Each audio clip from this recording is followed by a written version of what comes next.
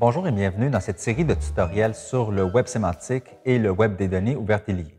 Je m'appelle Constantinos Lambrou-Latreille, responsable des données ouvertes et liées de la Cinémathèque québécoise. Dans les présentations précédentes, nous avions expliqué ce qu'est le web sémantique, le web des données ouvertes et liées, Wikidata, un des jeux de données du web des données ouvertes et liées, et finalement les données ouvertes et liées de la Cinémathèque québécoise. Dans cette présentation, nous allons expliquer plutôt comment vous pouvez participer à l'essor de ce web des données ouvertes et liées. Il est à noter que ce web ne se résume pas simplement à un ingénieur web sémantique qui publie des données ouvertes et liées sur le web avec les technologies du web sémantique.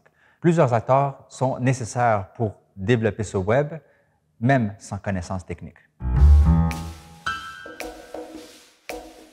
Premièrement, nous avons le profil de l'ingénieur web sémantique. Ce profil va notamment s'occuper de traduire les données d'une institution, donc les données en format CSV, Excel, base de données relationnelle, vers le format RDF.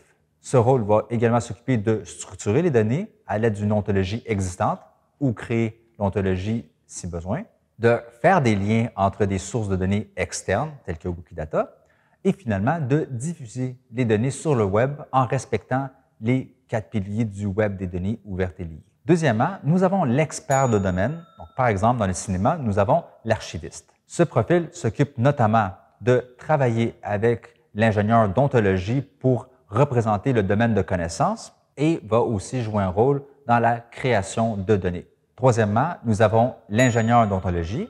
Ce profil va notamment s'occuper de travailler avec l'expert de domaine pour modéliser le domaine et va aussi traduire cette conceptualisation avec le format OWL du web sémantique. Quatrièmement, nous avons le programmeur. Ce profil peut notamment utiliser les données ouvertes et liées pour créer de nouvelles applications, par exemple des visualisations de données ou des interfaces graphiques. Il peut aussi créer des plateformes pour faciliter les contributions dans ce web.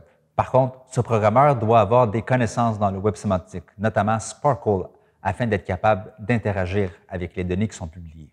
Cinquièmement, nous avons le contributeur générique, par exemple, le cinéphile. Ce profil peut notamment ajouter de nouvelles données dans des bases de connaissances libres et collaboratives, telles que Wikidata. Il peut travailler en collaboration avec un programmeur pour créer des applications qui utilisent ces données. Donc, il peut faire partie dans l'étape de remue-ménage pour définir les objectifs de cette interface. Et finalement, il peut créer des groupes de travail pour travailler davantage sur des données qui les intéressent. Sixièmement et finalement, nous avons les personnes en position d'influence. Ce profil peut notamment mettre en place des rapprochements entre différentes institutions afin de partager des données similaires.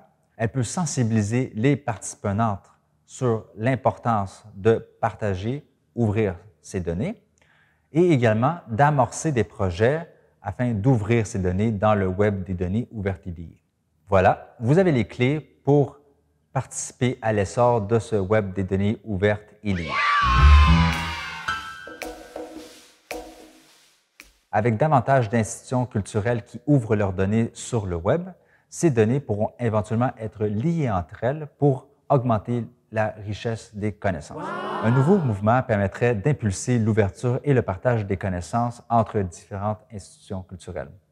Voilà qui termine cette série de tutoriels sur le web sémantique et les données ouvertes et liées. Je vous souhaite une bonne contribution. À bientôt.